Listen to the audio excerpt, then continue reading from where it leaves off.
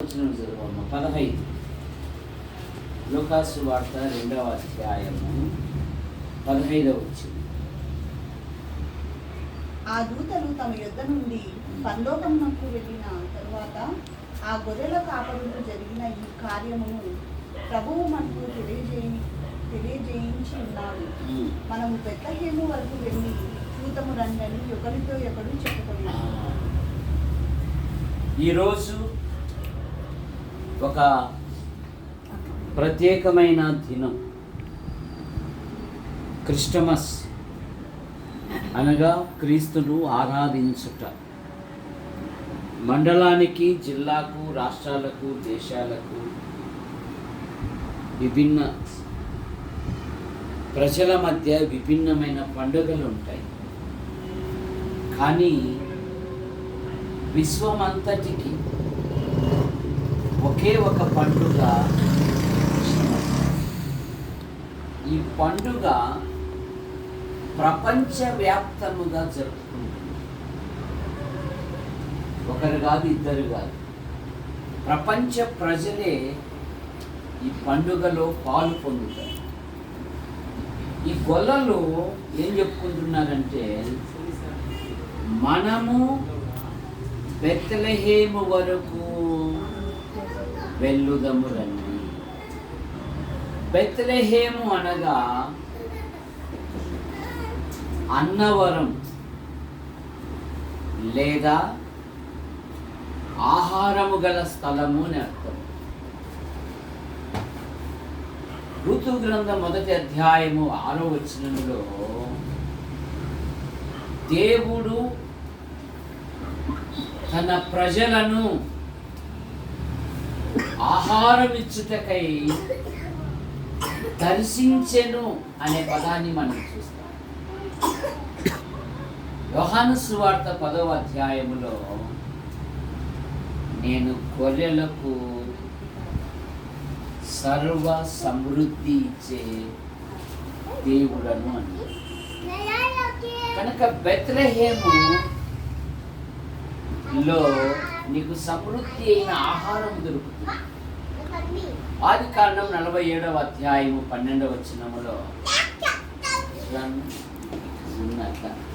లేకుండా ఆదికాండం 47:12లో యోసేపు అంటాడు, నేను మిమ్మును మీ పిల్లలను కరువు రానియకుండా పోషించెదను అన్నాడు. మన ప్రభు అయిన యేసుక్రీస్తు వారు గొప్ప అవసరాలు తీర్చే దేవుడు. రెండవ మాట, బెత్లెహేము గుండె చెదిరిన స్థలం. యాకోబు రాహేలు మీద అమితమైన ప్రేమతో 14 సంవత్సరాలు కొలువు చేశాడు. రాహేలు ప్రభు యొద్దకు చేర్చబడినప్పుడు యాకోబు గుండె అవిసిపోయింది.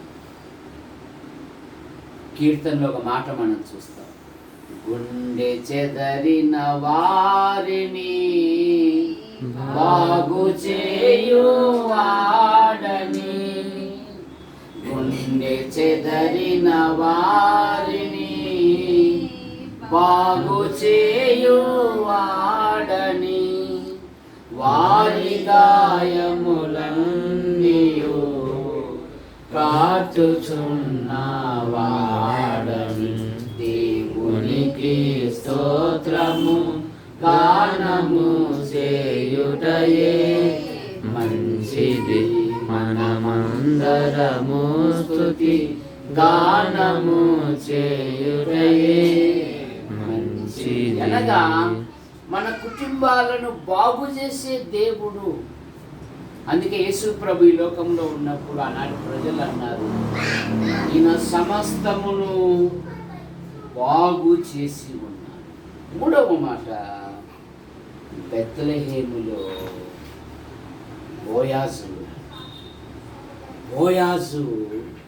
చాలా ఆస్తిపరుడు. బోయాజు చాలా ఆస్తిపరుడు. మన ప్రభుని గురించి పౌలు గారు ఏమన్నారంటే 2వ కొరింథీ పత్రిక 8వ అధ్యాయము 9వ వచనం, మీరు మన ప్రభువైన యేసుక్రీస్తు కృపను ఎరుగుదురు కదా. ఆయన ధనవంతుడై ఉండి మీరు తన దారిద్ర్యం వలన ధనవంతులు కావాలని ఆయన దరిద్రుడాయను. క్రిస్మస్ యొక్క ఉద్దేశం ఏంటంటే బలహీనులుగా ఉన్న మనలను పరిశుద్ధుల స్వాస్థ్యములో పాలిభాగస్తులుగా చేయడానికి ఆయన ఈ లోకానికి వచ్చారు. కనుక క్రిస్మస్ అంటే బహుమతులు ఇచ్చుకొనుట. బహుమతులు నీకున్న 4 ముద్దల్లో ఒక ముద్ద ఇతరులకు పంచడమే నిజమైన క్రిస్మస్. అలంకరణ వలన, వస్త్రధారణ వలన ఒకవేళ ఇమేజ్ చూపించుకుంటున్నావేమో, కానీ అది పనికిరాదు. నీకున్న దానిలో ఒక ముద్ద చేయి చాపడమే నిజమైన. ప్రేమించిన మా తండ్రి, ఈ కుటుంబం కొరకు ప్రతి శనివారము మేము ప్రార్థిస్తున్నాం. దేవుని కొరకు దీవించండి, సహాయం దయచేయండి. తేజ ఆమె భర్త వారి సంతానాన్ని దీవించండి. అలాగే కుమార్తె ఆమె భర్త వారి సంతానాన్ని దీవించండి. కుమారుడు ఉన్నాడు, ఆయన వివాహ విషయంలో అద్భుతమైన సహాయం. రవి మీ యొద్ద చేర్చబడ్డారు, ఆయనను కుటుంబానికి రెక్కల కింద ఉంచుకొని కాపాడుతున్న విధానాన్ని బట్టి మీకు స్తోత్రం. పెద్ద శాంతమ్మ ప్రార్థిస్తున్నాను. ఆమెకు మంచి ఆదరణ, ఆరోగ్యం దయచేయండి. బాలపన్న కుటుంబాన్ని, కుమారుని కుటుంబాన్ని, కుమార్తె కుటుంబాన్ని, స్వామిదాస్ భార్య పిల్లలు దీవించండి. రాజయ్య భార్య పిల్లలు కూడా దీవించండి. క్రిస్మస్ నూతన సంవత్సరం సంతోషంతో జరుపుకుంటూ సిద్ధం చేసుకున్న ఈ వస్త్రాలు, ఆహార పదార్థాలు దీవించండి. ముఖ్యంగా దేవుని వాక్యములో సంతోషించు వాక్యము దయచేయండి. ఇక్కడ చేరిన ప్రతి వారిని దీవించండి. రాముగాల వంశవృక్షాన్ని దీవించండి. కోతురై వంశవృక్షాన్ని దీవించండి. రాతి మహిమ పొందండి. యేసు ప్రభు నామములో ప్రార్థిస్తున్నాను తండ్రి, ఆమేన్. మీ అందరికి వందనాలు.